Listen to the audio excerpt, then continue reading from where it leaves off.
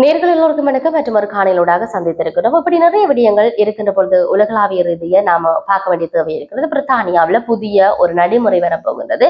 அது என்ன நடைமுறை என்று எல்லோருமே சிந்திப்பீர்கள். குறிப்பாக சொல்லப்போனால் கடந்த காலங்களிலும் இந்த நடைமுறை சார்ந்து பேசப்பட்டிருந்தது. ஆனால் இன்றைய கால பகுதியில் தீர்க்கமான ஒரு முடிவெடுத்திருக்கின்றார்கள்.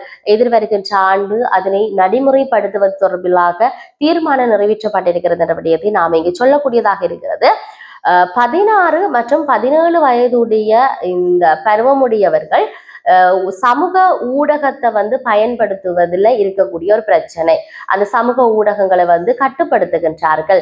இன்ஸ்டாகிராமா இருக்கட்டும், ஃபேஸ்புக்கா இருக்கட்டும், டிக்டாக்கா இருக்கட்டும், யூடியூப்பா இருக்கட்டும், ஸ்னாப்சாட்டா இருக்கட்டும், இவ்வாறான வலைத்தளங்கள் சமூக வலைத்தளங்கள் தடை செய்யப்படுகின்றது. ஆகவே இதுல இருக்கக்கூடிய பல்வேறுபட்ட விடயங்களை சொல்லி இருக்கின்றார்கள்.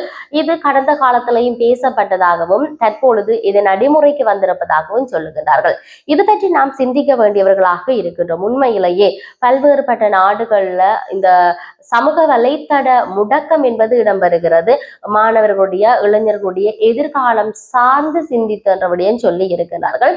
இதிலும் குறிப்பாக ஸ்ரீலங்காவை நாம் பார்க்க வேண்டிய தேவை இருக்கிறது. அதிக அளவிலாக இப்ப இருக்கக்கூடிய தலைமுறை அழிந்து போகின்றது. இல்லை என்று சொன்னால் சீரழிந்து போவதற்கு என்ன காரணம் என்று சொன்னால் அவர்களுடைய கையில இந்த ஸ்மார்ட் போன் என்ற ஒரு விடயம் வந்ததன் பிற்பாடுதான் என்பதை யாரும் மறுக்க முடியாது.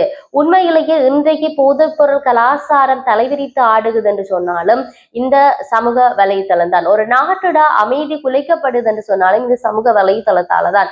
எல்லோருக்குமே தெரியும், கடந்த காலத்துல இருந்த ஆட்சி ஸ்ரீலங்காவில் விரட்டி அடிக்கப்பட்டது. அதுக்கு இருந்த ஒரே ஊடகம், அதாவது அவர்களுடைய தகவல்களை மக்கள் எப்படி பரப்பினார்கள் என்று சொன்னால் சமூக வலைத்தளத்தினூடாக என்று சொல்லலாம். கோகம், கோட்டா, கோகம், காக்கா, நிறைய விடயங்கள் என்ன பகிர்ந்திருந்தார்கள். அந்த ஒரு விடயத்தை நாம் உதாரணமாக சொல்லலாம். இதோட ஏராளமான விடயங்கள் இருக்கிறது.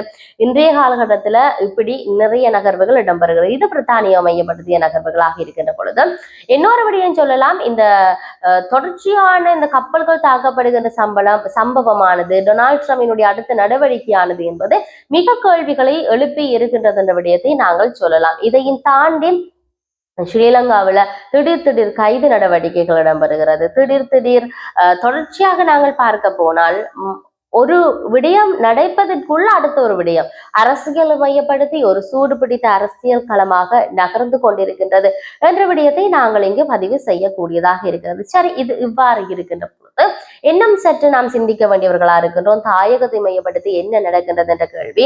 மாகாண சபை தேர்தல்கள் வருகின்றது. கருத்தாளர்கள், அதாவது தமிழ் கட்சிகளுக்குள்ளேயே தற்பொழுது பல்வேறுபட்ட விடயங்களை நாங்கள் பார்க்கின்றோம். சமூக வலைதளத்தில் ஒவ்வொரு கட்சிகளை சாடுகின்ற நிலைப்பாடுகள், தமிழரசு கட்சி மீதெல்லாம் பல்வேறுபட்ட குற்றச்சாட்டுகள் எல்லாம் முன்வைக்கப்பட்டிருக்கின்றது. நம்பிக்கையற்ற ஒரு கட்சியாக இருக்கிறது. இப்படியெல்லாம் இருக்கின்ற பொழுது என்ன நடக்க போன்றது என்பதெல்லாம் நாங்கள் பொறுத்திருந்து பார்ப்போம். மற்றொரு பதிவுடன் சந்திப்போம். வணக்கம்.